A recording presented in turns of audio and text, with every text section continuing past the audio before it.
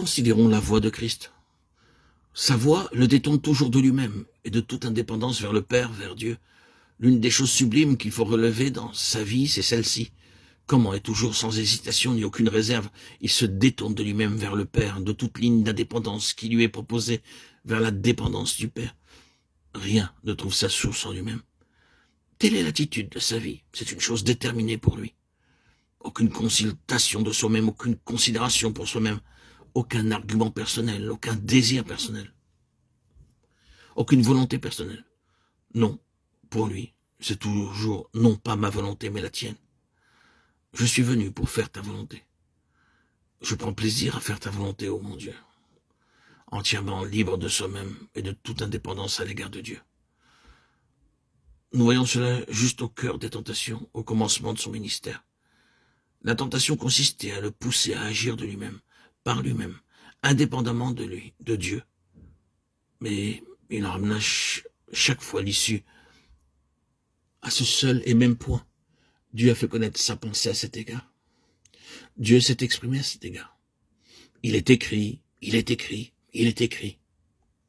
C'est Dieu qui est la cour d'appel suprême dans toutes les questions. Ce n'est pas ma convenance, ni mon confort, ni ma situation, ni mon bien, ni mon succès personnel, ni mon but, ni mes ambitions, ni mes aspirations, ni mes projets, ni mes désirs.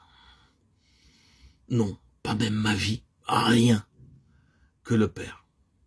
Lui seul, et personne d'autre. Sa sainte volonté, et non la mienne.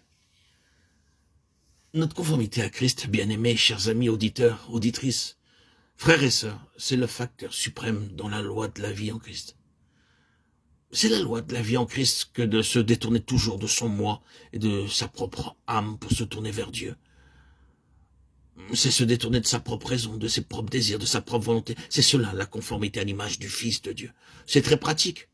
Lorsque nous disons que nous avons été prédestinés à devenir conformes à l'image de son Fils, nous pouvons peut-être penser qu'il s'agit d'une œuvre secrète, cachée, imperceptible, qui s'accomplit sous la main du Saint-Esprit, sans que nous en ayons conscience. Mais ce n'est pas la vérité. Cette conformité à l'image du Fils de Dieu s'accomplit dans la ligne d'un choix définitif, d'un choix délibéré. Elle s'accomplit par notre obéissance à la loi qui gouvernait le Fils de Dieu. Se détourner toujours du moi pour se tourner vers Dieu. Se détourner de toute indépendance de pensée et de cœur et de volonté. Pour dépendre de lui seul. Et Dieu insiste sur cela de manière très pratique. Voilà donc la loi de l'esprit de vie en Jésus-Christ. Quel est donc ce premier aspect de la loi de l'esprit de vie qui nous est révélé en Adam et en Christ?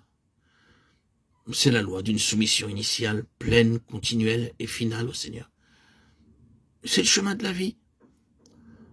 Satan dit que c'est le chemin de la privation, le chemin de la limitation, le chemin où nous perdons tout. Dieu dit que c'est le chemin de la vie.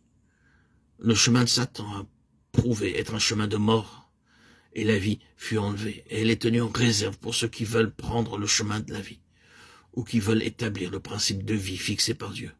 Il est Seigneur. Il est souverain. Cela a été établi sans aucune question, ni aucun doute, ni aucun argument. Dieu est amour. Et Dieu est vérité. S'éloigner de ce fait, de la largeur d'un cheveu, c'est s'éloigner de la vie. S'en saisir avec tout ce que cela signifie, c'est triompher dans la vie.